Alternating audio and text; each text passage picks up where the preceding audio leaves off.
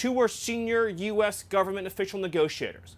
They have sent message after message making clear that they will meet the terms, demands, conditions, and requirements of the United States. Okay. And I want to be very clear about that, Jim. So let's, the question about who is now running Venezuela is one that even members of Congress who are big Trump supporters say they're not quite sure about. Senate Majority Leader John Thune told CNN's Manu Raju that he doesn't know what President Trump meant by his assertion that the U.S. is running Venezuela, and he said he needs more information. Can you tell us what the president means when he says, is acting President Delcy Rodriguez in charge? Is she running Venezuela or not? Well, what the president said is true. The United States of America is running Venezuela. By definition, that's true. Jake, we live in a world in which you can talk all you want about international niceties and everything else. But we live in a world, in the real world, Jake, that is governed by strength, that is governed by force, that is governed by power. These are the iron laws of the world that have existed since the beginning of time. But in terms of day-to-day operations in Venezuela, that is acting President Rodriguez, right? It's not some sort of American emissary.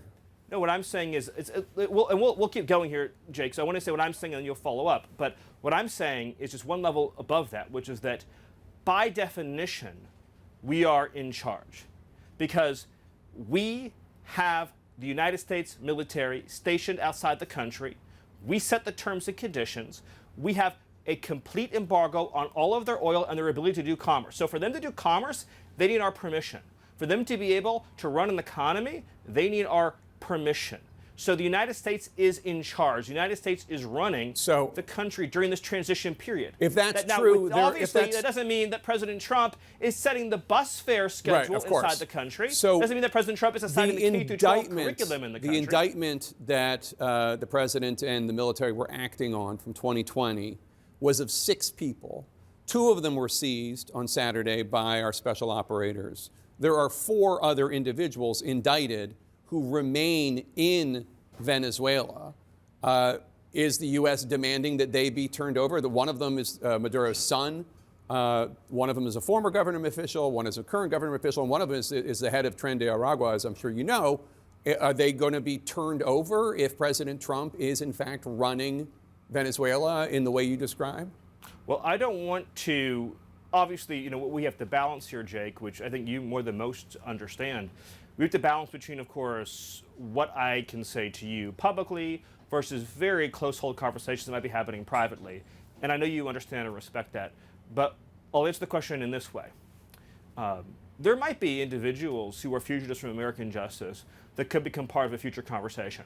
But it's also true that for government leaders inside of Venezuela, and as the president has said, right, we want an interim government that will respect the interests of the people of Venezuela, that wants a good, peaceful, secure future for Venezuela. So I would just say it this way. For those who may be indicted, the best choice they can possibly make is to be part of a constructive decision-making process for the future of Venezuela. The best decision they can make is to cooperate fully and completely with the United States to be part of building this brighter future for Venezuela during this interim period. On another important topic, the Premier of Greenland and the Premier of Denmark and other Danish officials are responding to a Twitter post from your wife, Katie Miller, herself a former Trump White House official, showing Greenland covered with an American flag, saying soon. After that was posted, President Trump repeated the claim that the U.S. needs Greenland for national security reasons.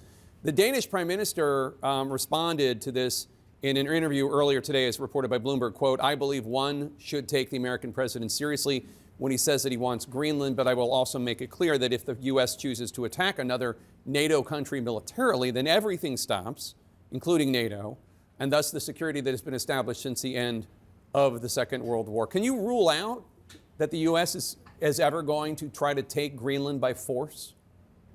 Well, let me go back a step. The president has been clear for months now, so I know you're treating this as breaking news. The president has been clear for months now that the United States should be the nation that has Greenland as part of our overall security apparatus. The United States, but your wife posted that like